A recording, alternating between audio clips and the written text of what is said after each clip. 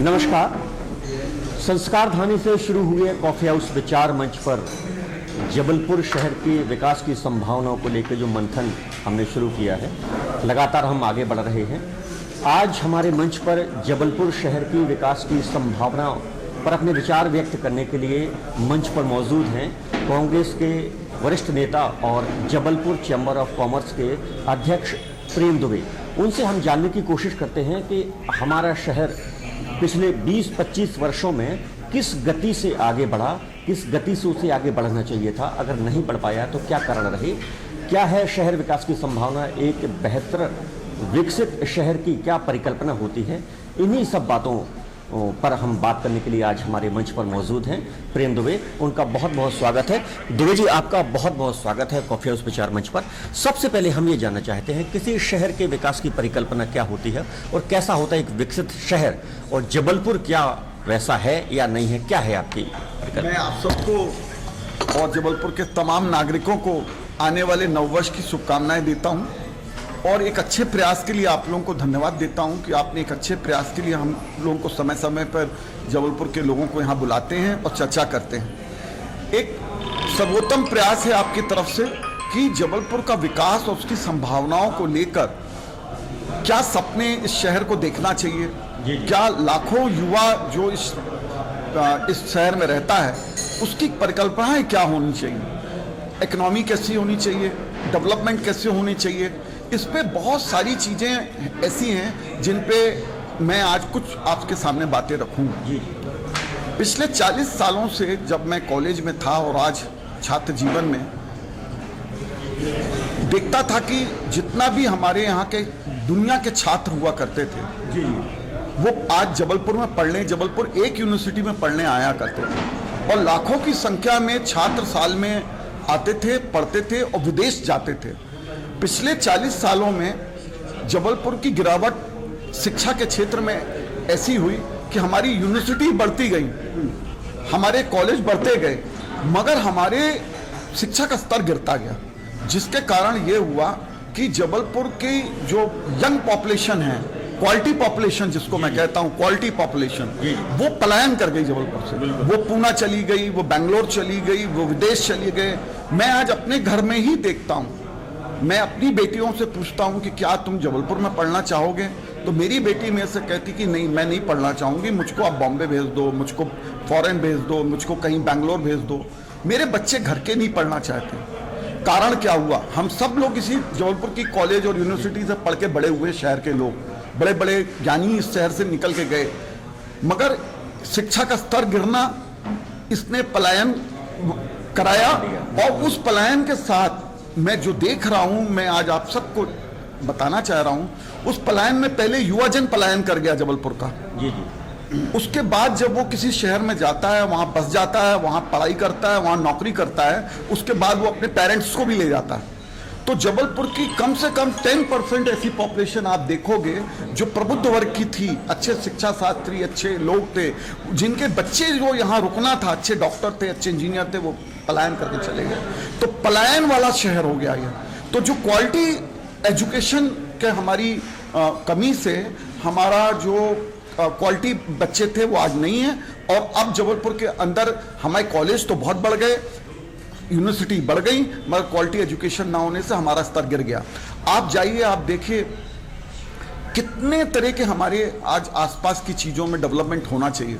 जो डेवलपमेंट आज जबलपुर की नीड्स है, हम सब की नीड्स है कि हमारे पास शहर एक अच्छा होना चाहिए। किसी भी शहर को अच्छा बनाने के लिए उसकी सबसे पहले मेरा सोचना होता कि वहाँ के युवा जन होते हैं। अगर युवा को काम मिले, नौकरी मिले, व्यापार मिले, उद्योग मिले, उसका पेट चले, तो वो वहाँ उस शहर में रहेगा, नहीं तो उस शहर में ही नहीं रहेगा। मेरे पास रोज आज पिछले 6 महीने से मैं देख रहा हूं, कम से कम हर हफ्ते 2-4 लोग आते हैं जो विदेशों में काम करना चाहते हैं। मैं पिछले साल वियतनाम में था, जब मैं वहां से लौट के आया तो कम से कम 200 परिवार जबलपुर का मेरे पास आया कि क्या मेरा बेटा वियतनाम में कोई उद्योग डाल सकता है, क्या मैं वियतनाम में जाके काम कर सकता हूं। तो सबसे ज्यादा जो मैंने यूट्यूब में जैसे अपने कुछ हमारे एजुकेशनल वीडियो में डालता रहता हूं, तो मेरे वीडियो में मैंने देखा सबसे ज्यादा लाइक आया जब मैं फॉरेन में कोई बिजनेस की बात करता हूं। यानी लोग यहाँ बिजनेस भी नहीं करना चाहते, वो कहते हैं अगरबत्ती का व्यवसाय भी करना तुमको वियतनाम में करना, अगरबत्ती बनाने का काम भी मैं वियतनाम में करूंगा। जब किसी भी समाज में, किसी भी शहर में युवकों को काम ना मिले, युवकों को धंधे ना मिले, रोजगार ना मिले, तो मैं सोचता हूँ वो बहुत खराब दिन होता है उस शहर के लिए। उस शहर का वो सबसे बड़ा खराब दिन होगा जब उस शहर को, युवा को वहां काम ना मिले, वहां रोजगार ना मिले, उद्योग में उसको काम करने की रुचि ना हो। तो ये जो चीज है ये हमारे शहर की बहुत खराब हो रही है। तीसरी चीज जो प्रॉब्लम मुझको दिखती है वो यहाँ पे दिखती है कि जो डेवलपमेंट है वो उसके ऊपर यहाँ की जनता ने भी मान लिया है कि हम कोई प्रतिरोधक, हमारी ताकत खत्म हो गई है। हम देख रहे हैं कि 350 करोड़ रुपए हमारे योजनाओं में जो हमारे जो हमारा जो इसका था योजना, जो पाइपलाइन डाली गई सीवेज लाइन की, वो आज 10 साल हो गए, वो डूब गया पैसा 350 करोड़, एक भी घर नल से नहीं जुड़ पाया। और उसके बाद भी कोई भी व्यक्ति, कोई भी लोग, किसी भी आम जनता खड़ी नहीं हुई है इसका विरोध करने के लिए। एक भी जनता का जुलूस नहीं निकला। अगर आज यही पूना, बॉम्बे और गोवा, कहीं बड़े दूसरे बेंगलोर में होता तो वहां की जनता सड़कों में आ जाती कि 350 करोड़ जो लगाए हुए उसका उपयोग का हमको लाभ देना चाहिए। जनता ऑडिट करने वाली संस्थाएं क्यों नहीं है शहर में? आप जनता का पैसा लग रहा सड़कों में, बिजली में, पानी में, सब चीजों में। हमारी ऑडिट होना चाहिए, पब्लिक ऑडिट होना चाहिए। पब्लिक ऑडिट की संस्थाएं हमारी होनी चाहिए। ऐसे लोग होना चाहिए जैसे आपके फोरम में जो ऑडिट करें कि पिछले साल कितना पैसा इस शहर में लगा, उस पैसे में जो लगा जिस शहर में किसी भी संस्था ने लगाया हो उसका ऑडिट करें कि वो सही जगह लगा कि नहीं, वो उसका आकलन करें, उसको स्टार रेटिंग करें। जैसे क्रिस्टल की रिपोर्ट आती वैसी रिपोर्ट हमारी शहर के विद्वत लोग करें। ये भारत नहीं, दुनिया का पहला शहर होगा जहां मेरी मंशा है कि उसकी स्टार रेटिंग देने वाली विद्वत संस्थाएं आए, चाहे वो एजुकेशन के स्टार, एक 10 लोगों की टीम बने जो एजुकेशन को संभाले, एक 10 लोगों की टीम बने जो चिकित्सा को संभाले, एक 10 लोगों की टीम बने जो उद्योग को संभाले। तो हमारी स्टार रेटिंग, हमें पब्लिक का मूवमेंट होना चाहिए कि हम ऑडिट करें, हम देखें कि जो पैसा लगाया वो सही लगाया कि नहीं। हमारा मास्टर प्लान ना होना, ये सबसे बड़ा प्रॉब्लम है। मास्टर प्लान का मतलब ये नहीं है कि शहर का भवन कहाँ बनेंगे। मास्टर प्लान का मतलब होता है कि हमारे शहर के अंदर किस तरह हम सपना देख रहे हैं अपने शहर का, चाहे वो जितना शहर का हो, चाहे शहर की इकोनॉमी हो, चाहे वो शहर का स्वास्थ्य हो, चाहे शहर की शिक्षा हो, चाहे शहर की चिकित्सा हो, चाहे हमारे आम जन का जीवन हो। ये सब चीज तब अच्छा हो सकती है जब हम एक प्लान के तहत हम करें। हम 20 साल का शहर का सपना हमें बनाना चाहिए। वो सपना ऐसा होना चाहिए कि 20 साल में हम ये शहर को ऐसा देखना चाहते हैं। क्या मैं पूछना चाहता हूं कुछ भी ऐसा सपना हमारे पास है, डॉक्यूमेंट है जो शहर का सपना हो? तो मेरे पास कोई ऐसा सपना आज तक नहीं है कि शहर का सपना क्या है। तो जब हमारे पास सपने नहीं है, हर आदमी, मैं भी सोचता हूं कि अगले 10 साल के अंदर मुझको अपनी ग्रोथ कैसे करनी है। जब हर व्यक्ति अपनी ग्रोथ के लिए 10 साल की योजनाएं बनाता है तो शहर की ग्रोथ की संभावनाएं क्यों नहीं हम सोचते। आज नगर निगम के अंदर, जेडीए के अंदर और स्मार्ट सिटी के अंदर डेवलपमेंट की जितनी संस्थाएं हैं, पीडब्ल्यूडी के अंदर, नेशनल हाईवे के अंदर, पीएचई के अंदर, जो अधिकारी आते हैं चंद दिनों के लिए आते हैं, ये 1 साल 2 साल के लिए आते हैं, ये अपनी योजनाएं लेके आते हैं, अपने हिसाब से काम करते हैं। जब वो व्यक्ति ट्रांसफर होकर चला जाता है वो योजनाएं बंद हो जाती, वो योजनाएं खत्म हो जाती, उन योजनाओं को देखने वाला दूसरा व्यक्ति नहीं रहता और कभी भी हमारी उस सिस्टम के बाद वो खत्म हो जाता। क्योंकि जब हम योजना से नहीं काम करते तो ये प्रॉब्लम आता है। तो हमें एक तो शहर का सपना, हमारे मास्टर प्लान होना चाहिए शहर का, हर चीज का हमारी सोच होनी चाहिए कि इस शहर की इकोनॉमी की ग्रोथ कैसे हो। देखिए मैं सूरत को उदाहरण अभी आपको दे रहा था। सूरत में जब गया तो मुझे पता चला सूरत का 450 करोड़ रुपए नगर निगम की आय है, टैक्स है 450। भारत में सबसे ज्यादा आय कोई नगर निगम की है तो सूरत की है। और सूरत नगर निगम 450 करोड़ रुपए पर वर्ष कमाता है व्यापार से, क्योंकि जो भी सामान वहां से बाहर जाता है तो वो ऑक्ट्राय के रूप में 1-2% उससे चार्ज करता है। तो मैंने यहाँ पे 2 बार हमारे प्रदेश के मुख्यमंत्री के सामने ये बात रखी कि हमें 2 बार जबलपुर को और मध्य प्रदेश के अंदर आपको ऐसी नीतियां लानी चाहिए जो कि हमारी जो हमारा जो विकास है उस पर टैक्सेशन आए, पैसा आए। तो आज रॉ मटेरियल हमारे जबलपुर से पूरा बाहर जा रहा, डेली 20 टन सागौन की लकड़ी पिछले 20 साल से जबलपुर से जा रही है इन एन एवरेज। एक भी कारखाना नहीं है। हम जबलपुर सबसे बड़ा सप्लायर मंडी बन गया है भारत की, जो रॉ मटेरियल बेचता है। हम माइनिंग में करोड़ों रुपए की माइनिंग जबलपुर से जा रही है, जिले से, संभाग से। मतलब अगर कटनी को जोड़ लो आप तो कम से कम 200 ट्रक माइनिंग प्रोडक्ट भारत के कोने कोने जा रहा। क्यों नहीं माइनिंग इंडस्ट्री के बाय प्रोडक्ट बनाने वाली उद्योग यहां लाए जाएं? क्यों नहीं यहां लकड़ी के उद्योग लाए जाएं? क्यों नहीं यहां पे हमारा रॉ मटेरियल बेस्ड जो एग्रीकल्चर बेस्ड हो रहा है उसके वैल्यू एडिशन की जाए? ये इसलिए नहीं हो रहा क्योंकि हम जबलपुर में वैल्यू एडिशन टैक्स लगाना चाहिए। मेरी परिकल्पना है कि जबलपुर के संभाग के अंदर वैल्यू एडिशन या तो आप टैक्स दो, अगर रॉ मटेरियल बाहर ले जा रहे हो संभाग से तो आपको उसका 5 से 10% टैक्स आपको देना चाहिए नगर निगम को, क्योंकि हमारे जिले से आप ये रॉ मटेरियल ले जा रहे हो। तो अगर आप हमारे जिले से ले जा रहे हो तो वहां की गवर्नमेंट को आपने उसको वैल्यू एडिशन नहीं किया, तो वैल्यू एडिशन टैक्स लगना चाहिए आप पे, क्योंकि अगर आप यहां पे यूनिट डालोगे तो 10% वैल्यू एडिशन छूट आपको मिलना चाहिए। दोनों चीजें होनी चाहिए। अगर आप यूनिट यहां डालो जबलपुर संभाग में तो 10% आपको वैल्यू एडिशन छूट मिलनी चाहिए, और अगर आप बाहर ले जाओगे तो 10% आपको वैल्यू एडिशन देना पड़ेगा। अगर ऐसा कर दें तो करोड़ों रुपया जबलपुर नगर निगम और हमारी संस्थानों को टैक्स के रूप में मिल जाएगा। आर्थिक रूप से हमको अपंग नहीं होना पड़ेगा। आर्थिक के लिए हमको कहीं टैक्स सिस्टम को रिफॉर्म करना पड़ेगा, और टैक्स ऐसे ही होगा, रॉ मटेरियल बेस्ड टैक्स होना चाहिए। अगर आप यूनिट कच्चा ले जा रहे हो माल, और यहां से जब मैं चाइना के संघाई के एक पोर्ट में खड़ा था तो चाइना के संघाई के एक पोर्ट में एक व्यक्ति ने मुझको बताया कि ये जो जहाज आप देख रहे हैं 3 जहाज, मैंने कहा हाँ मैं देख रहा हूं, तो बोले ये जहाज आपके जबलपुर से आते हैं। तो मैंने जबलपुर से जहाज आते हैं? तो मैंने उसको पास जाके उन लोगों से बात करने की कोशिश की कि कैसे आता। बोलते बैंगलोर एक शहर से, और एक हैदराबाद से, और एक जबलपुर से, 3 जगह से ये जहाज आते हैं आप उसमें। तो मैंने करते क्या है? तो बोले ये आयरन और लेके आते हैं, समुद्री जहाज। और ये क्या होता है, नीचे तल्ले होते हैं, तल्ले उनके जहाजों में ऊपर से नहीं लेना, नीचे तल्ले होते हैं। स्पेशल जहाज बनाए गए समुद्र के जहाज, और वो पूरा आयरन और जबलपुर का, बेंगलोर का, और वो नीचे समुद्र में ऐसे खोल देते हैं, और खोलते हैं तो पूरा आयरन समुद्र भर जाता है। अगले 10 साल का आयरन चाइना ने जब हमारे शहर के आसपास का समुद्र के अंदर डाल दिया, स्टोर कर दिया समुद्र के अंदर, ताकि 10 साल तक अगर आप रेट बढ़ाओगे तो हमें आपकी जरूरत नहीं है, हम वहीं समुद्र से उसको सक करेंगे और निकाल लेंगे। आप उसकी कल्पना कीजिए, 10 साल का आयरन हमने अपने शहर का बेच दिया, समुद्र के अंदर डाल दिया उसने ले जाके सस्ते में, मिट्टी के मोल हमने अपना सोना बेच दिया। तो जबलपुर बहुत बड़ा पैसे वाली शहर है।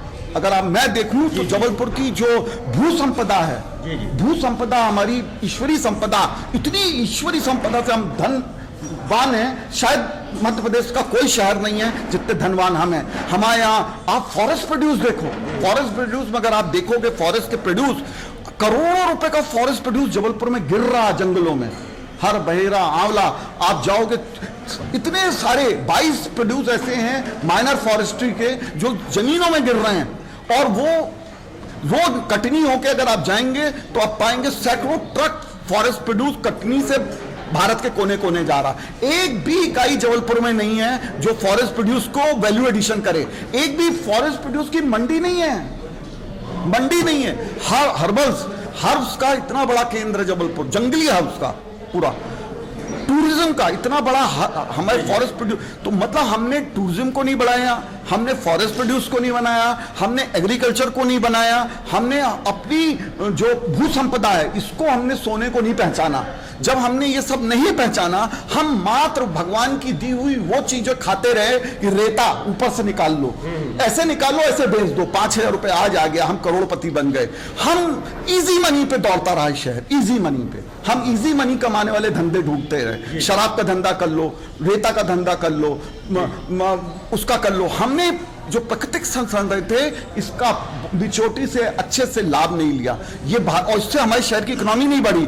और जब इकोनॉमी नहीं बढ़ती है तो पलायन होता है, तब अच्छे काबिल लोग आपका शहर छोड़ देते हैं। और जब काबिल लोग शहर छोड़ देते हैं तब उस शहर का सबसे खराब दिन शुरू होता है। शुरू होता है, मैं कहता हूं, जब आपके शहर के, आपके बच्चे, परिवार के प्रतिभा, आपका बच्चा, आप पे पढ़े लिखे बच्चे अगर आपका शहर में नहीं रहना चाहता तो उस दिन समझ लेना उस शहर का पलायन होने वाला बच्चा चला गया। मतलब अब वहां पे वो लोग बचे हैं जो कि उस शहर में केवल पढ़े हैं, जिंदा हैं, और ठीक है हम जिंदा हैं, हमको विकास नहीं, मतलब सपना नहीं हमारा।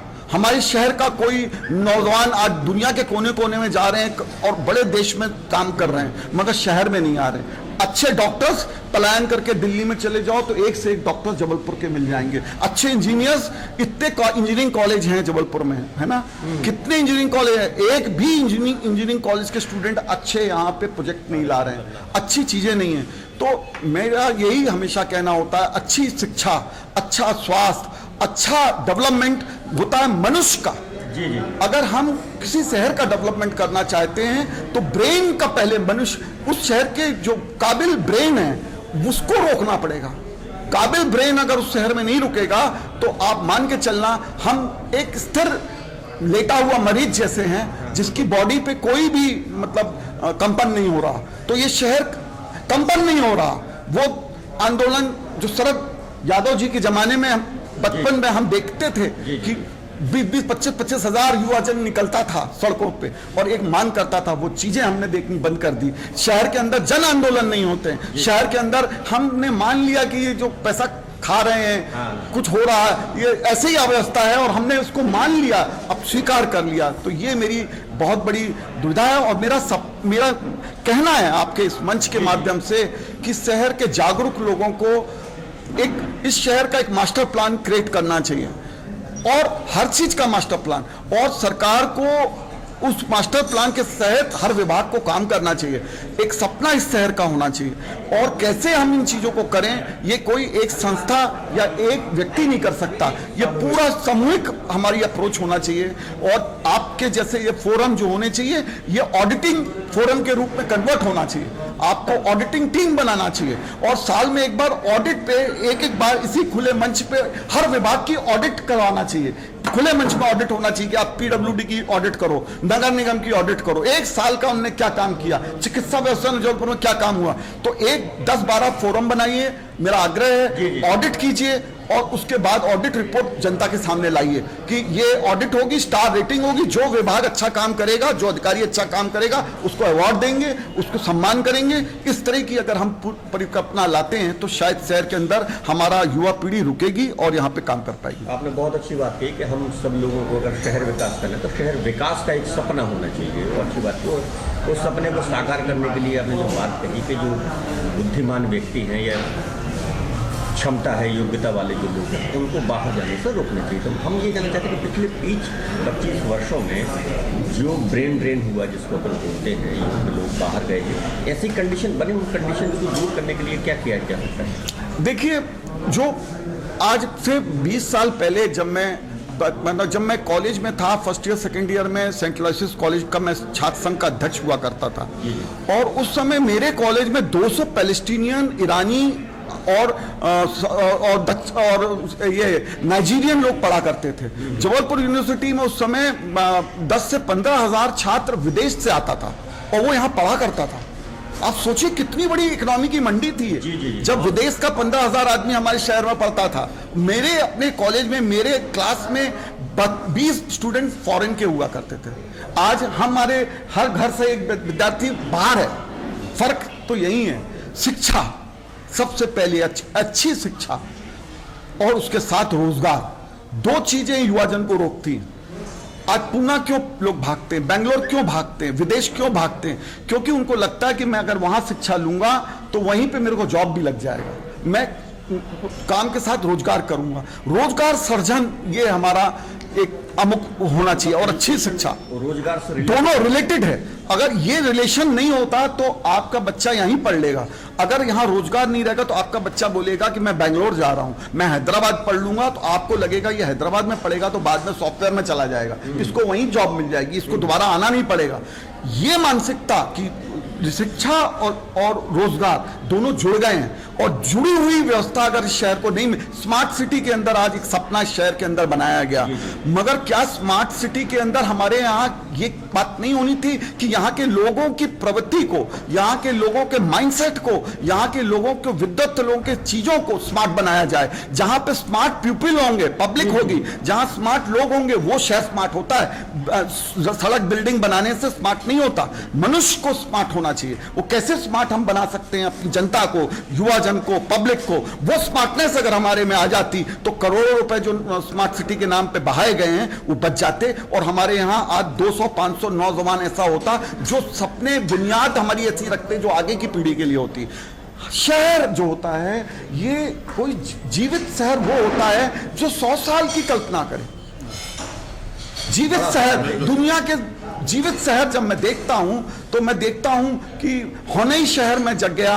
मैं पिछले साल होनई में रहा। होनई वियतनाम का एक जंगल था, जंगल, और पिछले 20 साल में होनई शहर दुनिया में वन ऑफ ग्रोइंग शहर के रूप में जब मैं देखता हूं, वहां की 70 माले के ऊपर खड़ा होकर देखता हूं वहां की इकोनॉमी को, तो मुझे आश्चर्य होता है कि ये कैसे एक वियतनाम, हमसे गरीब कंट्री, हमसे पिछड़ी कंट्री, उनके पास कुछ नहीं, वो हमसे एक एक शहर में आगे बढ़ते जा रहे हैं। आज मैं अगर वियतनाम में देखता हूं तो 1 लाख भारतीय योगाचार, 1 लाख वहां काम कर रहा, 1 लाख। मैं जिस प्लेन में जाता हूं मैं देखता हूं वो प्लेन भारतीय योगाचारों से भरी पड़ी है। आज कितना बड़ा मंडी है योगा की दुनिया, आयुर्वेद की कितनी बड़ी मंडी है, नेचुरोपैथी की कितनी बड़ी मंडी है दुनिया, लोग भारत की तरफ देख रहे हैं। तो आज जो दुनिया के लिए हमको ऐसे बच्चे तैयार करना चाहिए जो दुनिया में खप जाएं। हमें अपने शहर के लिए नहीं खपाने की, हमें जबलपुर को ऐसी मंडी बनाना चाहिए, ऐसी चीजें युवाजन पैदा करना चाहिए जो दुनिया की मंडी के लिए हो। उनके किस कंट्री में हमारा कितने लाख बच्चा जा सकता है, वहां क्या नीड्स हैं, फोकस उस कंट्री होना चाहिए। अगर मैं अपने यहां काम नहीं दे सकता अपने शहर में, तो मैं ऐसी सरकारी संस्थाएं बनाऊं, ऐसे लोग बनाऊं कि आज किस दुनिया के देश में, सिंगापुर के लिए क्या नीड्स है, जापान के लिए क्या है, वियतनाम के लिए क्या है, ऐसे आइडेंटिफाई करके 5 शहरों को ढूंढूं, 5 देशों को देखूं, उसकी नीड्स के हिसाब से हम भारतीय युवाजन को, जबलपुर के युवाजन को हम प्रिपेयर करें, और वैसे उनको फोकस एजुकेशन दें, उनको वैसे उनको डेवलप। जैसे मैं देख रहा था कि जब मैं चाइना में देखता हूं तो वहां लाखों की संख्या में योगाचार गए। जब मैं वहां पूछता हूं कि क्यों लग रहे हैं भारत के लोग, तो बोले एक ही प्रॉब्लम है। बोले क्या प्रॉब्लम है? बोले इनको चाइनीज लैंग्वेज नहीं आती, नहीं तो 10 गुना ज्यादा काम मिल जाता। तो यदि मैं आज एक योगाचार का इंस्टीट्यूट जबलपुर में डालूं तो मेरा इंस्टीट्यूट ऐसा होगा जहां पे योगा के साथ चाइनीज लैंग्वेज, जहां योगा के साथ जर्मन लैंग्वेज, जहां योगा के साथ जापानीज लैंग्वेज, ऐसी लैंग्वेज क्लासेस भी साथ में अटैच कर दूंगा। अगर मैं लैंग्वेज क्लास को योगा से जोड़ दूं तो दुनिया के अंदर मेरा लाखों नौजवान खप जाएगा, और उन लाखों आदमी को जाने के लिए मैं स्मार्ट सिटी से सब्सिडी दूंगा। मैं सब्सिडी दूंगा कि तुम सब्सिडी तुम्हारी एजुकेशन में, शिक्षा में, इस देश में जाओगे तो वहां जाने के लिए तुमको 20,000 की टिकट। अगर तुम देखिए, अगर मैं अपने भारत में उनको काम में नहीं लगा सकता तो मैं दुनिया में पैसा कमाने की मशीन बना दूंगा युवाजन को कि तुम दुनिया में जाओ, वहां से पैसा कमाओ, भेजो। केरला, आज केरला चले जाओ, केरला का गांव गांव अरबपति है। क्यों? क्योंकि केरला ने उन नर्सें पैदा की, केरला ने डॉक्टर पैदा किए, शिक्षा, अंग्रेजी शिक्षा के जानकार पैदा किए। आज अच्छी अंग्रेजी ना आने के कारण वियतनाम का, चाइना का आदमी पिछड़ा हुआ है, क्योंकि वो अंग्रेजी नहीं आती। तो आज हमारी जो भारतीय युवा के पास अंग्रेजी की काबिलियत है। अगर मैं भारतीय नेचुरोपैथी, आयुर्वेद, ये चीजें जो हमारी बेसिक है, इनको हम लैंग्वेज से जोड़ दें, तो लैंग्वेज के साथ जोड़ दें और ऐसे इंस्टीट्यूट क्रिएट करें जो लैंग्वेज और ये हो, और दुनिया के हर देश में हम उनको फिट करें। मैं वियतनाम चैम्बर ऑफ कॉमर्स, जो इंडिया का चैम्बर ऑफ कॉमर्स था, उनके साथ मीटिंग कर रहा था वियतनाम में। तो वो मेरे से कहते हैं रिक्वेस्ट करते हैं कि अगर 20,000 नौजवान वियतनामी लैंग्वेज वाले अगर योगा के मिल जाएं तो मैं आज आपको नौकरी दिला देता हूं। प्रतिभा की नहीं, आप सब कुछ कर रहे हो मगर आपका फिनिशिंग टच नहीं है। आप किसी भारत में नौकरी क्यों ढूंढ रहे हैं? क्यों ढूंढ रहे हैं? चाइना ने विकास क्यों हुआ? मैं 20 बार चाइना गया हूं। चाइना का विकास क्यों हुआ, अगर उस मर्म को हमारा भारत समझ जाए तो सब कुछ समझ जाएगा। चाइना ने कोई भी चीज चाइना के लिए नहीं बनाई, चाइना ने जो भी चीज उत्पादित की वो दुनिया के लिए की। एक चाइनीज से मैंने पूछा कि मेरा दोस्त था, मैं बैठा था तो हमेशा वो मेरे से कुछ कुछ बात करता था कि, तो मेरे से कहता है कि आपके पिताजी स्टेशनरी के व्यवसाय में थे, यदि बचपन में आप जाते और अपने पिता से पूछते कि पेन का कारखाना डालना है तो आपके पिताजी क्या बोलते? तो मैंने कहा मेरे पिताजी तो कहते हैं प्रेम मोती बिल्डिंग की छत में छत खाली पड़ी है, पहले टीन का टपरा बना, हैंड लेफ्ट प्रोसेस से पेन का छोटा सा काम कर, पहले जबलपुर में बेच, फिर मध्य प्रदेश में बेच, फिर भारत बेच, फिर तेरा काम बनेगा तो बड़ी फैक्ट्री लेना। हम लोग भारतीय संस्कार है, छोटा छोटा करो फिर आगे बढ़ो। तो चाइनीज बोल में से बोलता है, आप समझना इस अंतर को समझना, चाइनीज बोलता है अगर मेरा बेटा मेरे पास आता और कहता कि मैं पेन का कारखाना डालना चाहता हूं, कहां डालूं, तो बोलता मैं उससे पूछता हूं कि तू अमेरिका के लिए डालना चाहता है भाई, या तू यूरोप के लिए डालना चाहता है, या एशियन कंट्री के लिए? मेरे लिए फैक्ट्री बनेगी तो दुनिया के 3 क्षेत्रों के लिए बनेगी, या तो अमेरिका के लिए बनेगी, या यूरोप के लिए बनेगी, या भारत के एशिया के लिए बनेगी। जब हर आदमी वहां दुनिया को जीतने के लिए तैयारी कर रहा है, 1 लाख पीस से कम पेन बनाने का कारखाना पिता उसका सोचता नहीं है, तो सोच के अंतर को पहले हमको मारना पड़ेगा। हमें अपने बच्चों को इंटरनेशनल लेवल पे भेजने का काम फैक्ट्री डालनी पड़ेगी। जबलपुर में एक फैक्ट्री डालना पड़ेगी, बस वो मुहिम चलाइए कि हमारा नौजवान दुनिया के देशों के लिए फिट कैसे बैठेगा। अच्छी बात कही आपने। दुनिया के देश के लिए फिट बैठेगा, किस देश में उसकी रिक्वायरमेंट है। यदि मैं साल में 50,000 आदमी जबलपुर का विदेशों में उनको बसा दूं, नौकरी दिलवा दूं, तो कितनी इकोनॉमी मेरी बढ़ेगी। वो घर तो यहां खरीदेगा, माँ बाप तो यहां पैसा लाएगा, बैंकिंग तो यहां से होगी, तो क्यों नहीं। यदि मैं यहां नौकरी नहीं दे सकता तो मैं स्मार्ट सिटी के माध्यम से स्मार्ट क्लासेस बनाऊं, और वो स्मार्ट क्लासेस में मैं ऐसे बच्चे तैयार करूं जो दुनिया के देशों के लिए हों, कि वियतनाम में कितना जाएगा कोटा, और मैं अपने लोगों को अपनी एजेंसी यहां बनाऊं, अपनी वियतनाम में बैठाऊं, और दोनों एजेंसी बैठाल के ये टारगेट है 50,000 आदमी मेरे खपने चाहिए वियतनाम में, मेरे 50,000 आदमी चाइना में खपने चाहिए, मेरे 50,000 आदमी सिंगापुर में खपना चाहिए, मेरे 50,000 आदमी दूसरे क्षेत्रों में जाना चाहिए। यदि मैं साल में ऐसे आंकड़े बताऊं कि इतने दुनिया के देशों में मेरे इतने बच्चों को, फैमिलीज को रोजगार दिलवाना है, तो मेरी दुनिया मंडी हो जाएगी। बहुत अच्छी बात। तो मैं फैक्ट्री से क्यों डालूं? मेरे लिए तो हर मनुष्य फैक्ट्री है, मेरे लिए ये फैक्ट्री, ये फैक्ट्री, ये फैक्ट्री, इस फैक्ट्री को मैं डालूंगा दुनिया के देशों में जाकर। तो ये सोच अगर हम बदलें, पूरी सोच बदल दें हम, कि हम ऐसी फैक्ट्री डालें, हर मनुष्य फैक्ट्री है, केवल उसको, उस फैक्ट्री को सही दिशा में, सही देश में फिट कर दो। अगर एक फैक्ट्री कहीं चली जाती है, आप अगर जाएं तो कनाडा में देखें तो लाखों लोग आज भारत के, कनाडा की एक फैक्ट्री है, इंग्लैंड चले जाएं लाखों लोग एक फैक्ट्री है, वो वहां सब कर रहे हैं। तो अगर मैं भारत में काम नहीं दे सकता हूं तो क्यों नहीं, हमें विजनरी दुनिया में हमने बच्चों को भेजना चाहिए। ये मेरी कल्पना है कि अगर देश ऐसा सोचे कि हम भारत से मदद करें लोगों को बाहर जाके सेटल होने में। मैंने ये भी चर्चा में करता हूं कई आप पत्रकार बंधुओं से, क्यों नहीं हम ऐसी इकोनॉमिक पॉलिसी ला सकते हैं कि हम इंटरनेशनल फाइनेंस कर दें, कि मैं अगर होटल खोलना चाहता हूं वियतनाम में और मुझको 1 करोड़ रुपए भारत सरकार बैंक लोन यहां से मिल जाए, तो मैं एक वियतनाम में होटल क्यों नहीं खोलूं, और मुझको अपनी प्रॉपर्टी सेम नॉर्म्स में मेरा प्रॉपर्टी यहां गिरवी रख लो, और गिरवी रख के मुझको दे दो 1 करोड़ रुपए की, मैं वियतनाम में चला जाऊं, मैं वहां योगा स्कूल खोल लूं, मैं वहां दुनिया के क्षेत्रों में स्कूल कॉलेज खोल लूं, अंग्रेजी अगर मुझको आती है तो मैं अंग्रेजी के स्कूल खोलूं। आज वियतनाम में 40,000 आदमी हर साल जरूरत है अंग्रेजी जानने वालों की, 40,000। मैं डेटा निकालता हूं दुनिया के किस देश में क्या रिक्वायरमेंट है, उस मनुष्य की डेटा को हमको पकड़ना है, किस देश में क्या रिक्वायरमेंट है, वैसे लोगों को पैदा करना चाहिए, ये सपना होना चाहिए। बहुत अच्छा। आपने कहा कि वुड्स की फैक्ट्री हो, चाहे माइनिंग की फैक्ट्री हो, या फॉरेस्ट के प्रोड्यूस, ऐसे ही आपने कहा कि प्रतिभा की भी फैक्ट्री हो, तो हम उसको विस्तार दे सकते हैं। बहुत अच्छी। डिजिटल इंडिया एक्सप्रेस से राकेश मिश्रा हैं, उनका सवाल है। आपने अपने अनुभवों के आधार पर बहुत सारी बातें बताई, शेयर की, अपनी परिकल्पनाएं भी बताई कि ऐसा होना चाहिए, ये हो सकता है, लेकिन जो समय समय फोरम पर उठाई हुई है, आखिर बैरिकेड्स कहाँ लगते हैं? मुख्यमंत्री से भी मिलते हैं, लेकिन आपकी भी एक बड़ी पार्टी है, वरिष्ठ कांग्रेस नेता भी हैं, कहाँ बैरिकेड्स लगते हैं जिसके कारण आप अपने सपनों को साकार नहीं कर पाते? मिश्रा जी, बात किसी पार्टी और नेता की नहीं है, सब एक से है। जी जी। सब एक से, प्रॉब्लम एक सा है, जी। कोई भी हो।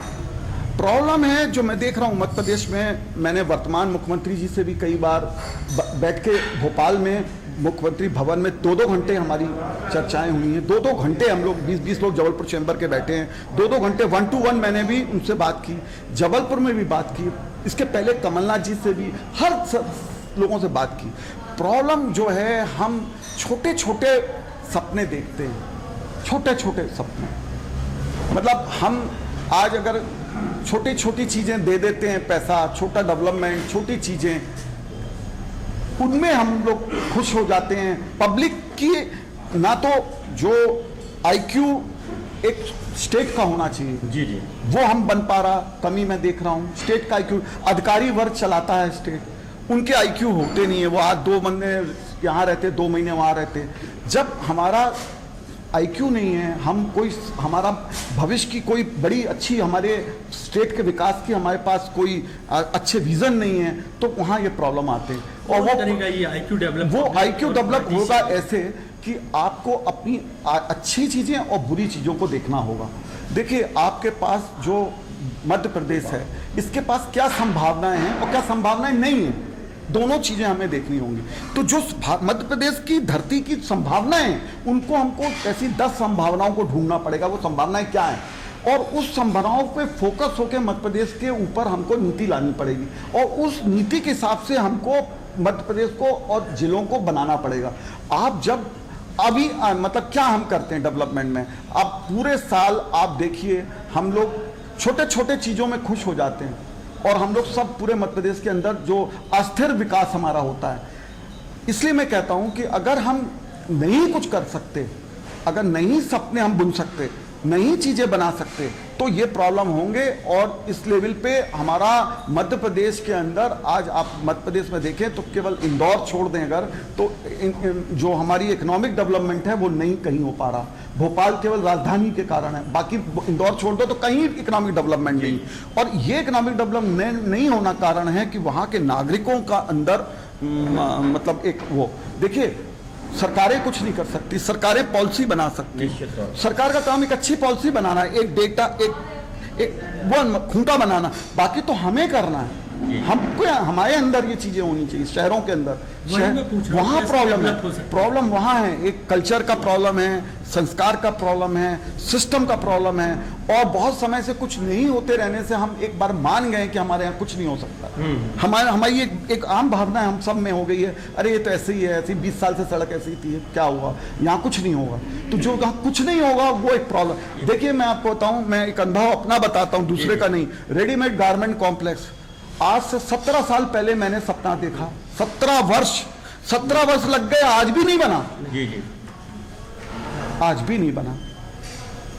तो जो सपना मैंने 20 साल पहले देखा जब मैं युवा था, आज 20 साल बाद भी मैं देखता हूं, तो वो तब तक, जब तक वो सपना मेरा कहीं से लड़ता झगड़ता चलता चलता आया, तब तक वो धंधा ही खत्म हो गया।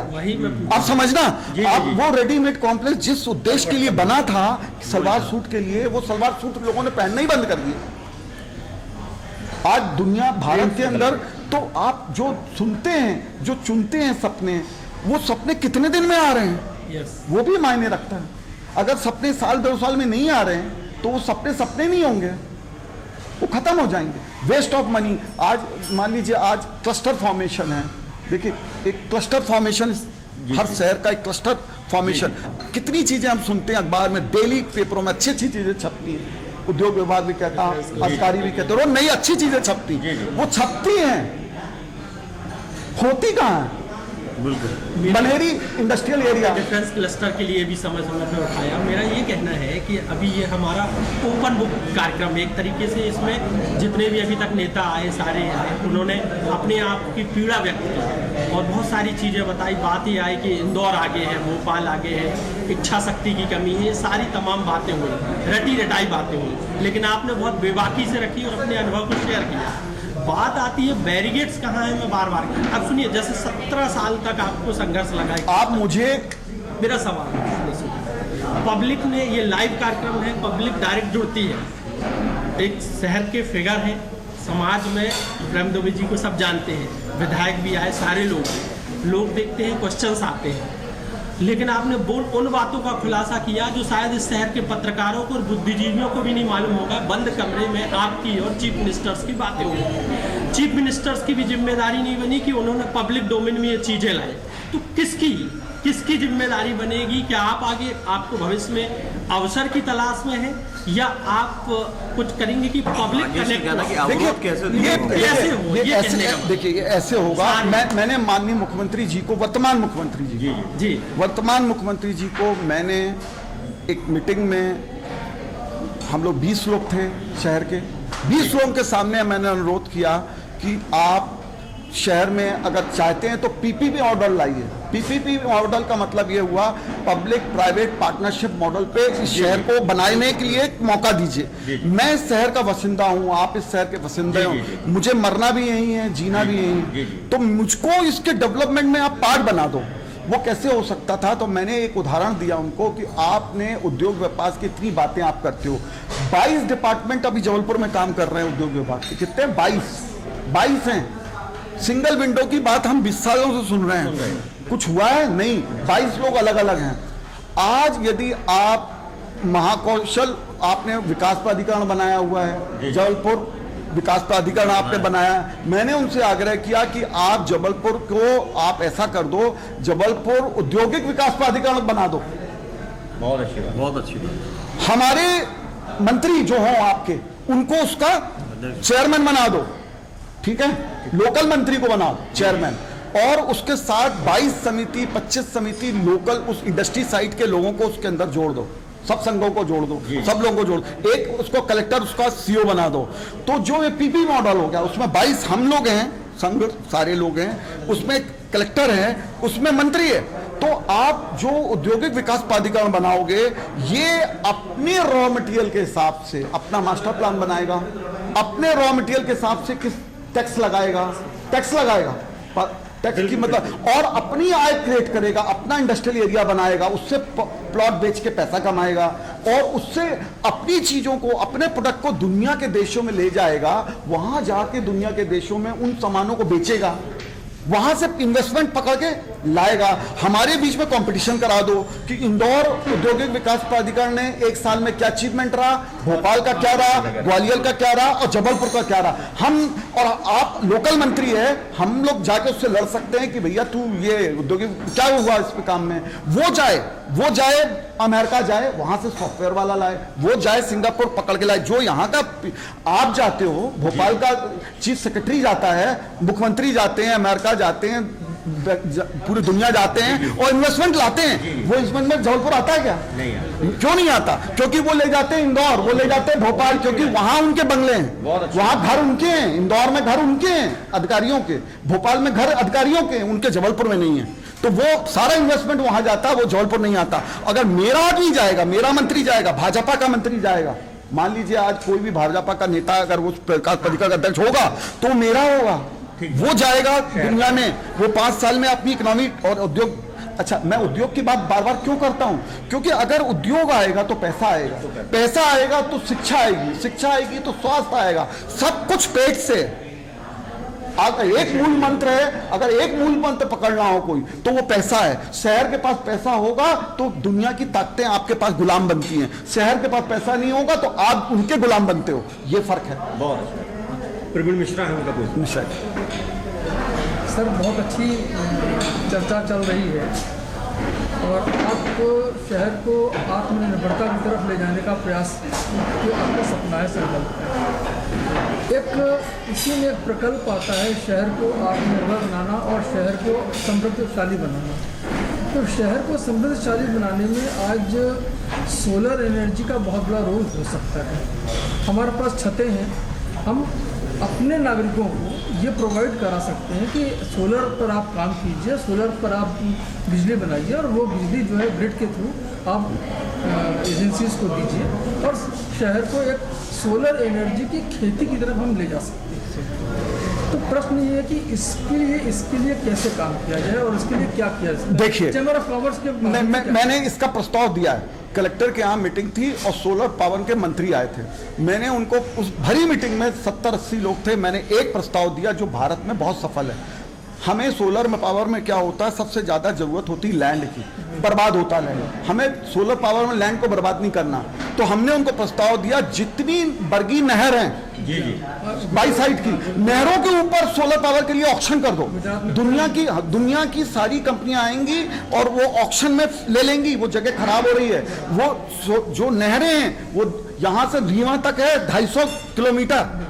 250 किलोमीटर भारत का सबसे बड़ा सोलर पावर बन सकता है और उसमें 1 इंच भी जगह खराब नहीं होगी। और वो सोलर पावर का जो नहर होगी उसमें हम अगर ऑक्शन करें तो दुनिया, क्योंकि हम ऑक्शन करेंगे, नहर ऑक्शन कर रहे हैं कि नहर की मेंटेनेंस भी आप करोगे, नहर से पानी भी किसानों को आप दोगे, आप बिजली भी उसको किसानों को नहर के बाजू में दोगे, आपको हम बिजली भी सोलर उसी से दोगे फ्री।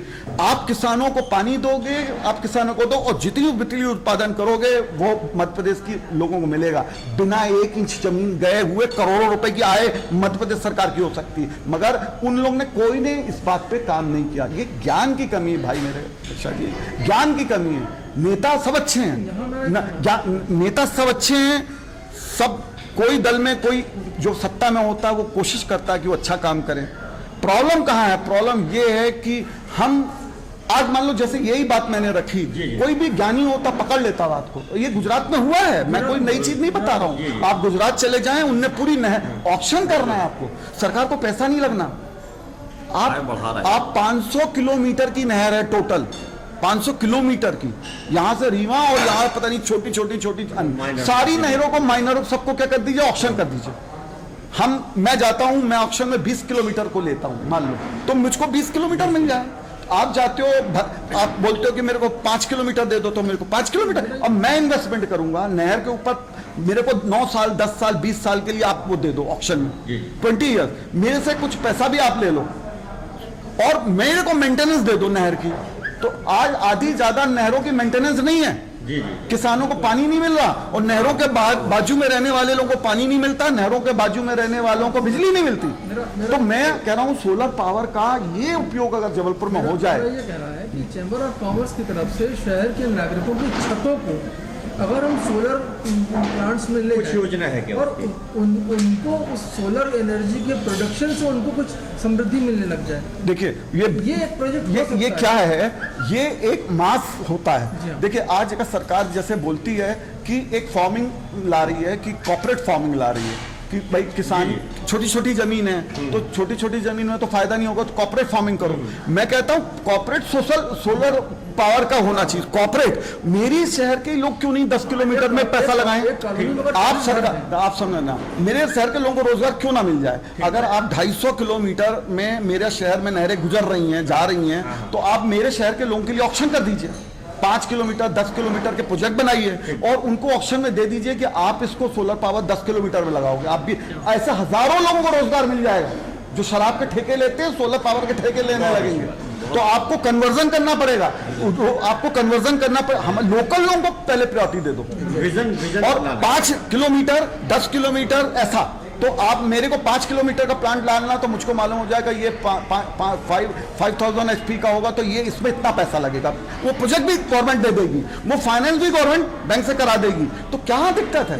इसी तर्ज पर हम कॉलोनी की घरों की छतों को या अपार्टमेंट्स की छतों को आप वो तो कर ही रहे हैं, मगर मैं तो और आपको उससे बड़ी चीज ले जा रहा हूं, जहां 500 किलोमीटर में आपको फ्री जगह है। देखिए छत में छोटा होगा, छोटा छोटा क्यों करना, आप इंडिविजुअल हो गया। मैं बोल रहा हूँ आपको अगर 5 किलोमीटर आपके बच्चे को मिल जाए, 5 किलोमीटर का पैच, कि ये पैच नहर का आपने ऑप्शन में ले लिया, 20 साल के लिए मिल गया। अब उस पैच को आपको इन्वेस्ट करना है, उसको प्रॉफिट में सरकारी को वहीं से दे देना, वहां बिजली देना, नहर की मेंटेनेंस करना, तो आपका बेटे को रोजगार मिल गया। तो मैं अपने लोकल लोगों को रोजगार भी दूं, सोलर पावर की एनर्जी भी उत्पादन करूं और किसानों की भी रक्षा करूं। ये 3 काम एक तीर से हो जाएंगे। नीलेश चौधरी हैं हमारे साथ, दोस्त वाले। तो नीलेश भाई सर ये मेट्रोपॉलिटन स्टेटस के लिए हमको कैसा प्रयास करना चाहिए, क्योंकि अभी भोपाल इंदौर को जहाँ तक अवार्ड हो गया। मेट्रो सिटी में क्या प्रॉब्लम हो रही है, पहले बहुत बार अपन लोग ने बात की, खमरिया से लेकर भेड़ाघाट तक के लिए मेट्रो ट्रेन चलाई जाए। ये अपन लोग ने कई बार अपन शहर से प्रस्ताव जाता है। मेट्रोपॉलिटन स्टेटस शहर के लिए नहीं, शहर के लिए मेट्रोपॉलिटन स्टेटस पूरा ओवरऑल क्या होना चाहिए? तो ये क्या होता है मेट्रोपॉलिटन, देखिए मेट्रोपॉलिटन शब्द ही में सब कुछ छुपा हुआ है। मेट्रोपॉलिटन हो गया कि मतलब एक ऐसी व्यवस्था जहाँ पे मतलब एक शहरी व्यवस्थाएं हो, कल्चर हो, शहरी। हमारे शहरों में वो शहरी कल्चर भी नहीं पनप पाया। कारण वो है शहरी नहीं पनपने का, वो है इकोनॉमी। जब तक हम समृद्ध नहीं बनते हैं, शहर समृद्ध नहीं बनता, व्यक्ति से शहर समृद्ध बनता, शहर से मेट्रो कल्चर आता। आज पूना जाओ, मेट्रो कल्चर क्यों आता? पूना में वो खुशबू आती, बेंगलोर में वो खुशबू आती। आप जब चाहते हैं तो शहर बोलता दिखता। तो जब शहर बोलने लगता है, मैं एक छोटा सा जबलपुर का उदाहरण देता हूँ। 20 साल पहले मैंने गोहलपुर एरिया में जब मैं जाता था छोटे में, तो मैं देखता था वहाँ पे कि वहाँ पे रोज पेपर में छपता है कि आज इनने इसको छुरा मार दिया, आज इसके यहाँ से बंदूक की फैक्ट्री निकली, आज इसके यहाँ से गोला की फैक्ट्री निकली। ये छुरा बनने के कारखाने सब उस एरिया में हुआ करते थे, आधारताल गोहलपुर में एक जमाने में। देखिए इकोनॉमी ने कैसे उसको खत्म किया कि इकोनॉमी में एक रेडीमेड काम जब जबलपुर में बढ़ा, धीरे धीरे तो उस एरिया में सबसे ज्यादा कारखाने आए के वो आए एम्ब्रॉयडरी के। 200 एम्ब्रॉयडरी कारखाने डले उस एरिया में। रात को 4 बजे तक वो उसी के नीचे सोते थे, उसी के ऊपर 24 घंटे काम करते थे, इतना काम था।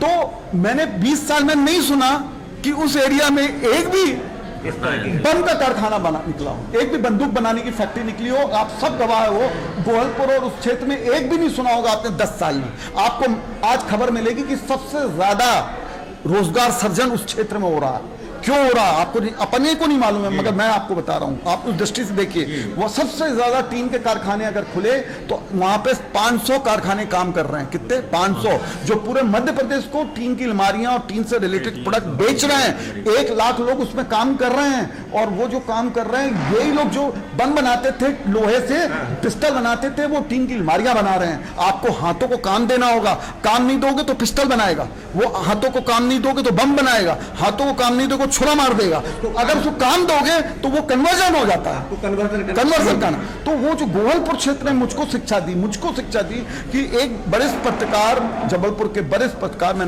यहाँ पे नाम नहीं लूंगा, उनको मैंने यही बात कही कि बदलता जबलपुर देखना है क्या? तो बोले हाँ दिखाओ। तो मैंने बोला रात को 2 बजे चलना मेरे साथ। तो मैंने उन बहुत वरिष्ठ थे, उनको मैं रात को 2 बजे कार में लिया और गोहलपुर के लेके गया। और उन गलियों में मैंने उनको रात को 2 से 3 बजे तक घुमाया। और जब उनने देखा कि इस गलियों में सारी 20 फैक्ट्री ले गया मैं, और मैंने दिखाया, देखो छक छक छक छक पूरे गोहलपुर में आवाज आती रात को। क्या की आवाज आती थी? वो मशीनों की। और वो ऐसा लगता था सूरत शहर पहुंच गए, छक छक छक छक छक छक छक। ये आवाज शहर में आना चाहिए आपके कान में। वो जिस दिन आवाजें आने लगे, वो इकोनॉमी आती है, एनर्जी का कन्वर्सेशन है सही दिशा में। सही। तो वो एक प्रश्न है कि जब लाखों लोग शहर, उससे जो आप चौधरी जी कह रहे हैं, मेट्रो कल्चर भी डेवलप होगा। जब पैसा आता है तो हमारे पास सूट टाई आती है, हमारे पास मेट्रो आती है, साधन आते हैं। जब हमारा पैसा नहीं है तो हम सब गलत काम करते हैं, हम सब वो काम करते हैं जो समाज के लिए खराब होते हैं। तो हमने अपनी पीढ़ी को गलत दिशा की ओर उनको मजबूर कर दिया कि वो गलत दिशा में चले जाएं, क्योंकि हमने उनको अच्छे काम हाथ में दिए नहीं, अच्छी सोच नहीं दी, अच्छी व्यवस्था नहीं दी। ये हमको देना पड़ेगा शहर की अच्छी मेट्रोपॉलिटन शहर बनाने के लिए। प्रकाश उपाध्याय। प्रकाश सर, पर्यटन की दृष्टि से शहर में बहुत सारी संभावना मौजूद है। आपको क्या लगता है कि क्या और किया जाना चाहिए ताकि पूरा वर्ल्ड जबलपुर की तरफ, जहाँ पे जैसे संगमरमर बीच में नर्मदा जी बहती है, विश्व में अन्यत्र कहीं नहीं। देखिए कहीं ना कहीं देखिए कुछ इन्वेस्टमेंट जबलपुर में आए। मैं आपको एक अच्छा उदाहरण दूं, बहुत समय से मांग चल रही थी कि भेड़ाघाट में लेजर शोज हो, और आपने उसके हाल देखे कि लेजर शो का उनने 3 करोड़ रुपए का वो प्रोजेक्ट डाला, 3 दिन नहीं चला। ये है प्रॉब्लम। कौन ने बनाया, कौन चला रहा था? सरकार बनाई, सरकार चला रही थी। आप कोई प्राइवेट एंटरप्रेन्योर को उससे जोड़ देते कंटिन्यू तो वो जिंदा करता, वो गलत चीजें नहीं बनाता। तो जो हमारी जो वो है, मतलब जो हमारा जो टूरिज्म है, इतना जबलपुर मतलब लोग पसंद करते हैं। कोई भी अधिकारी जो यहाँ आता है, वो जब जाता है तो सोचता है यार, जब यहाँ से जाता है कि जबलपुर से ऐसा सुंदर शहर नहीं है। क्योंकि हम 10 किलोमीटर दूर जाते जंगल मिलता, 10 किलोमीटर दूर जाते पानी मिलता, सुंदरता मिलती। आज 10 किलोमीटर के दूर में पहाड़ी मिलती। ये कहीं भारत में नहीं है, कहीं भारत में नहीं, जो सब कुछ हमारे पास है। और टूरिज्म का सबसे आकर्षण हमारा है फॉरेस्ट। आज बेंगलोर में 40 किलोमीटर दूर जिंदल ने नेचुरोपैथी सेंटर बनाया। आज साल भर की बुकिंग रहती है और एक एक रूम 40-40 हजार के भी वहां पे हैं। 3 हजार से लेकर 40 हजार रुपए पर डे के रूम भी हैं, बुक रहते हैं साल भर। आज इतना फॉरेस्ट होने के बाद सबसे ज्यादा अगर प्लेन में आप जाओ तो प्लेन से जब टूर उतरते हैं लोग, तो उसमें 60% लोग बांधवगढ़ और कान्हा जाने के लिए उतरते हैं। आज सड़कें ना होना कितनी बड़ी वो कि आज एयरपोर्ट से कान्हा तक की सड़क नहीं, एयरपोर्ट से फलांजी अमर आपको यहाँ जाना हो तो नहीं। तो हमें क्या करना चाहिए, आज बड़े नेचुरोपैथी सेंटर, आज बड़े नेचुरल हैबिटेट्स बनाना चाहिए। नेचुरल है यानी प्राकृतिक हैबिटेट्स बनाना चाहिए। प्राकृतिक हैबिटेट्स का मतलब यह हुआ कि हम एक एक गांव को हेरिटेज बना दें, उसकी संस्कृति उसके केंद्र के रूप में कन्वर्जन करें। वहाँ की बिल्डिंगें, वहाँ का रहन सहन, वो आज बहुत बड़ा इंडस्ट्री है टूरिस्ट का। हमारी जो नैसर्गिकता है, हमारी जो चीज़ें, जंगल हैं, जंगल हमारे हैं, इन जंगलों को हमको टूरिस्ट का सबसे आज भारत के सबसे बड़े उद्योगपति अंबानी जी हर साल जब तक जिंदा रहे, धीरू भाई अंबानी कान्हा आते थे। उनको हाथी से उतारने के लिए गाड़ी बेंगलोर से आती थी, वो एक एक महीना वहां रहते थे। दुनिया के कौन उद्योगपति ऐसा है जो कान्हा नहीं आना चाहता, जो बांधवगढ़ में नहीं आना। तो आज आप दुनिया में कान्हा, बांधवगढ़ और जो फॉरेस्ट की हमारी संपदा है, जो आयुर्वेद है, जो हमारी आदिवासी संस्कृति है, जो आदिवासी हमारे मतलब वो है आदिवासी, उनके गीत संगीत और जो उनका वो है आदिवासियों का मतलब ज्ञान औषधि का, उसका प्रयोग करते हुए यदि हम नेचुरोपैथी सेंटर बनाएं, वो आयुर्वेदिक सेंटर बनाएं, हेल्थ सेंटर बनाएं, नेचुरल हैबिटेट्स बनाएं, प्रकृति को जोड़ के जल, पानी, विद्युत, इसका सेंटर बनाएं, तो दुनिया के लोग आएंगे। क्योंकि लोगों को जगह बहुत मिलेगी मगर जंगल नहीं मिलेंगे। आने वाले समय जंगल नहीं मिलेंगे। सर, उसका उपयोग करने की जरूरत है। जंगल का उपयोग करो। अनिरुद्ध सिंह है हमारे साथ। ये शहर के युवाओं को रोजगार उन्मुखी से जोड़ने के लिए अब जो जरूरत है शहर की, क्योंकि यहाँ के जो युवा है और जो जिस तरह के इनकम से आप रोजगार बता रहे हैं, तो चैम्बर ऑफ कॉमर्स इसको और कैसे उनको बता सकता है ताकि वो उससे जुड़ सके और उसमें आगे बढ़ सके, जिससे शहर भी आगे बढ़े। देखिए, जैसे अपन ने IT पार्क लाए है ना, एक एक करके चीजें कुछ कुछ हुई शहरों में, जो मैं आपको गिनाना चाहता हूँ। रेडीमेड एक बड़ा सेंटर अपने यहाँ आए, 1 लाख लोगों को काम मिला, डायरेक्ट इनडायरेक्ट लोगों उससे एक लोगों को कुछ गति मिली। सॉफ्टवेयर में IT पार्क आने से कुछ परिवर्तन हुआ। एक बच्चे आज IT की तरफ सोचते हैं, कम से कम सोचते हैं। कुछ यूनिट भी आई। जी। अब आप देखिए तो आज जैसे यहाँ पे इंदौर आप जाएं, आप देखिए नमकीन का कितना बड़ा क्लस्टर बन गया। देखिए, मैं 2 बात बोलता हूँ, आप समझना मेरी बात को, सब जबलपुर के वासियों को समझना पड़ेगा जो मैं आज बताने जा रहा हूँ। जी। भारत में अगर आप देखेंगे तो जो हमारे मैन मेड क्लस्टर थे, वो क्लस्टरों से शहर जाने जाते हैं भारत में 100 सालों से। आप जाएंगे अलीगढ़ बोलोगे तो नाम पे जवान पे आता ताला, आप बोलोगे आगरा तो जवान पे आता पेठा, नमकीन, आप जाओगे आप कहोगे मुरादाबाद तो कहोगे पीतल, आप जाओगे बोलोगे सहारनपुर तो लकड़ी, आप जाओगे मतलब सेलम बोलोगे तो पेपर। तो मतलब हमारे ये मैड मेड क्लस्टर थे जो मनुष्यों ने सैकड़ों सालों में बनाया। क्लस्टर फॉर्मेशन यही एक भारत का एम होना चाहिए, क्लस्टर फॉर्मेशन। अगर क्लस्टर नहीं बनेंगे तो कोई भी धंधा एक अकेला नहीं बन सकता। हर शहर का एक क्लस्टर होना चाहिए, उसकी पहचान होना चाहिए क्लस्टर के नाम से। आज आप देखो चाइना ने क्या किया। चाइना ने ये किया, जो मैं बारीक चीजें उनकी पढ़ा, जो मैंने सीखा, उनसे समझा, वो ये समझा वो मैन मेड क्लस्टर बनाते हैं। मैन मेड मतलब वो प्लांट क्लस्टर बनाते हैं, प्लांट करते हैं। वो प्लांट करते हैं कि हम, आपने कहा कि ये सोलर पावर, तो वो प्लान करते हैं 5000 एकड़ लैंड एक शहर करते तय, ये शहर सोलर पावर शहर। अब वो सोलर पावर शहर के रूप में उन्होंने सिद्ध कर दिया।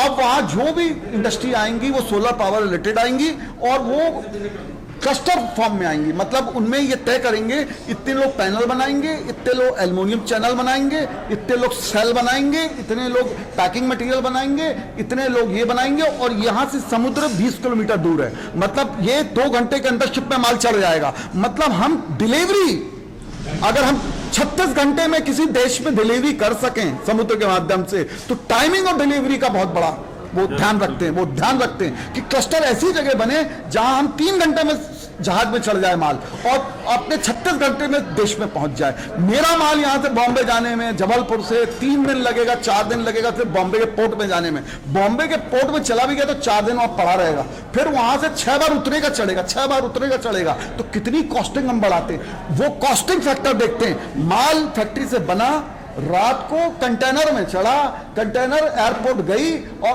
सीधा जहाज में चढ़ गया। मतलब कहीं दोबारा उठा नहीं, सीधा ये विजन की। तो विजन मतलब क्लस्टर फॉर्मेशन होना चाहिए।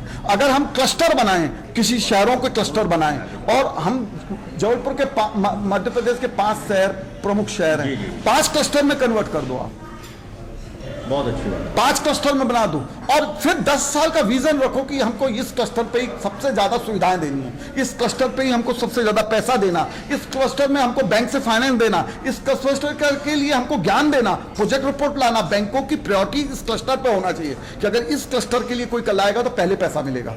तो अगर क्लस्टर से फायदा क्या हुआ, क्लस्टर से फायदा यह हुआ कि 100 फैक्ट्री एक जगह डलने से वहां पे लेबर ट्रेंड हो गई, वहां पे टेक्नोलॉजी आ गई, वहां एक हमने ये कपड़ा बनाया, किसी ने इसको सिला, किसी ने इसका ये टैग बनाया, किसी ने प्रिंट किया, किसी ने इसको 100 के पैकेट बनाए, किसी ने इसको बेचने का काम किया।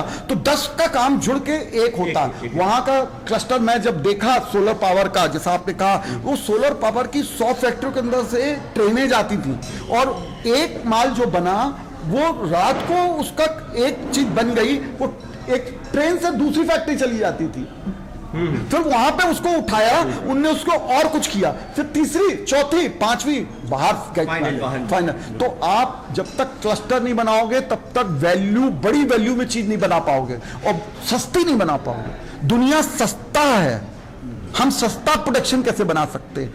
हम 100 करोड़ रुपए महीने का हम एक जमाने में लकड़ी जबलपुर से भेजते रहे हैं दुनिया में, 100 करोड़ की एक जमाने में, अभी कम है, मगर वो 100 करोड़ की लकड़ी हमारी जाती थी और एक फैक्ट्री हम नहीं डाल पाए। शर्म से डूब जाना चाहिए इस शहर को। एक सवाल और है राकेश, आपने लेजर शो का उदाहरण दिया, क्लस्टर बनना चाहिए, लेकिन सरकारी सिस्टम का नाम प्राइवेटाइजेशन को आप किस नज़र से देखते हैं, जो प्राइवेटाइजेशन की रेगुलर बात चल रही है? नहीं, देखिए प्राइवेटाइजेशन, देखिए कोई भी व्यक्ति प्रॉफिट में हिस्सा काम करना चाहता है। मनुष्य का स्वभाव ऐसा है कि मुझको अगर लाभ दिखेगा तो मैं वो धंधा करूंगा।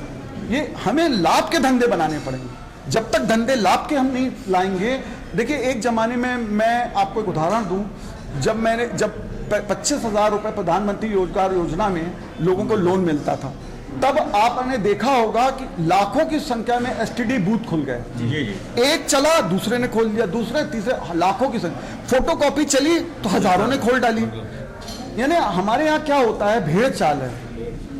हमारे यहाँ ये नहीं है कि ये कितना होना है, कैसे होना है, भविष्य और 20 साल बाद क्या होना है। आज यदि हमारे जबलपुर रिचेस्ट है, मध्य प्रदेश में रिचेस्ट है, और रिचेस्ट क्यों है? क्योंकि ईश्वर ने हमको सब कुछ दिया, प्राकृतिक संपदा, हमने कुछ नहीं किया। प्राकृतिक संपदा केवल हम प्राकृतिक संपदा विभाग जो हमारा बन जाए एक ठो, और प्राकृतिक संपदा की वैल्यू एडिशन पे काम करने लगे, उसका उपयोग। हाँ, और प्राकृतिक संपदा का हमारा विभाग रहे। मैं स्मार्ट सिटी मेरे अंदर होती तो मैं प्राकृतिक संपदा विभाग बना देता और प्राकृतिक संपदा से टैक्स लेता। कच्चा माल ले जाओगे, ला बेटा 100 रुपए किलो। स्मार्ट सिटी को मैं पैसा कमा के दिखाता, मैं कमा के करोड़ों रुपए कमा के दिखाता, इन्हीं से लेता, इन्हीं से लेता। सारी बात उद्योग, ये पीपीपी में मेरे को कुछ बनाना नहीं। आप यदि आपका कंसेप्ट था स्मार्ट सिटी का, क्या कंसेप्ट था बताइए आप? एक ही कंसेप्ट था स्मार्ट सिटी का, ये पीपीपी में मॉडल बनेगा। क्या बना? क्या बना? मैं पूछना चाहता हूँ, क्या कोई भी आम आदमी का एक भी साहूकार स्मार्ट सिटी से है क्या?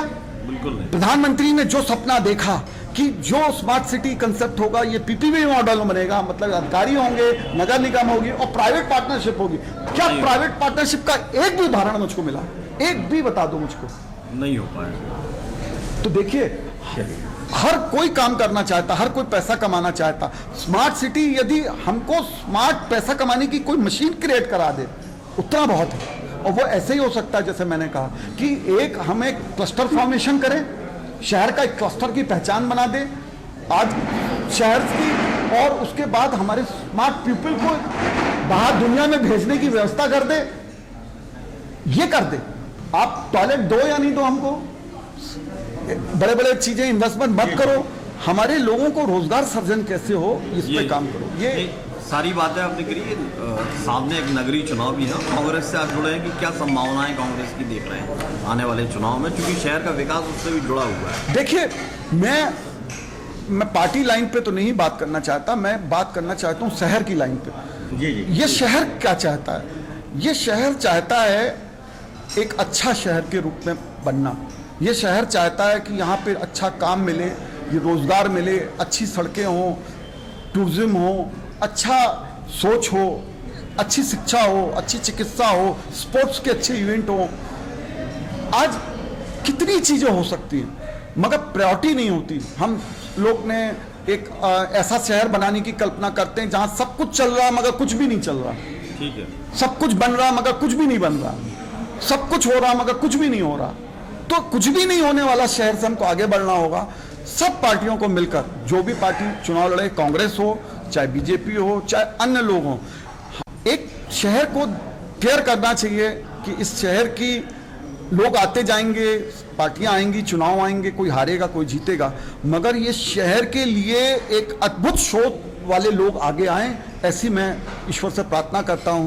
कोई भी दल से लोग आएं, वो एक अच्छी सोच से आएं, कुछ शहर को आप लोगों के सामने बता पाएं। विजन तो दें इस शहर को। अगर विजन नहीं दे सकते तो ऐसे लोगों को क्यों लड़ा रहे हो?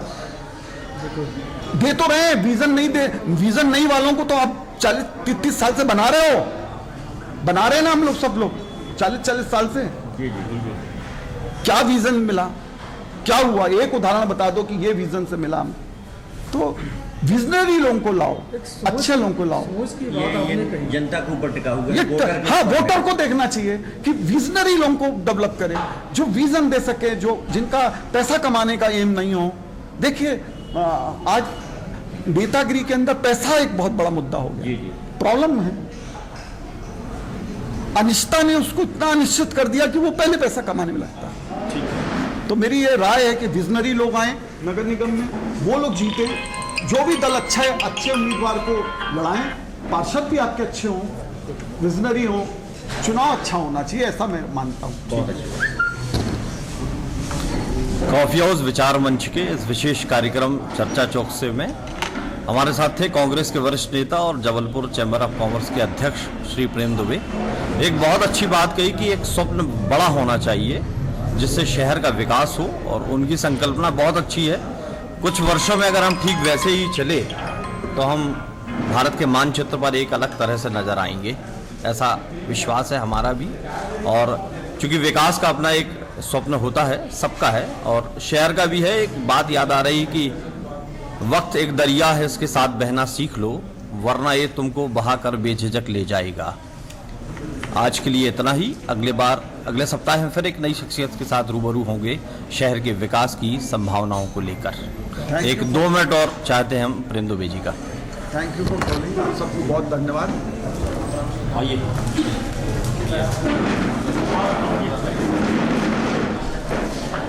आइए विशाल इसकी जरूरत आप लोगों को क्यों है? इतने लोग आप तो बुला रहे हो, जरूरी है ना, अच्छी कॉफी पिला रहे हो, क्या बात? शुरुआत अच्छी होनी चाहिए। आइए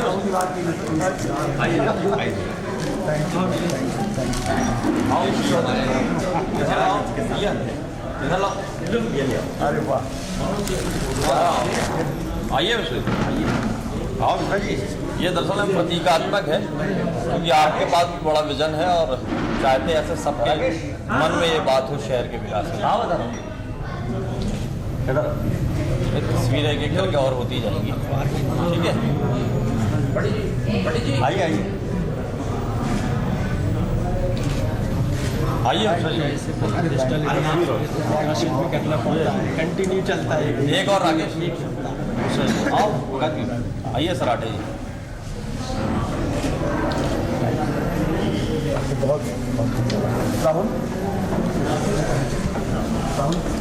एक सड़क बनाने लाखों पेड़ कट जाते हैं, वो पेड़ तो मतलब एक पेड़ 30 लाख 40 लाख के ऑक्सीजन जनरेट करता है, काट के सड़क बनाने पर ऐसे विकास की क्या चर्चा चौकसे के इस विशेष कार्यक्रम में शहर विकास की संभावनाओं पर अभी आप सुन रहे थे चैम्बर ऑफ कॉमर्स के अध्यक्ष प्रेम दुबे के विचार, जो शहर विकास की संभावना पर कितने डायमेंशंस पर विकास हो सकता है, कहाँ कहाँ हम चूक रहे हैं, कैसे हो सकता है, अपनी बात कह रहे थे।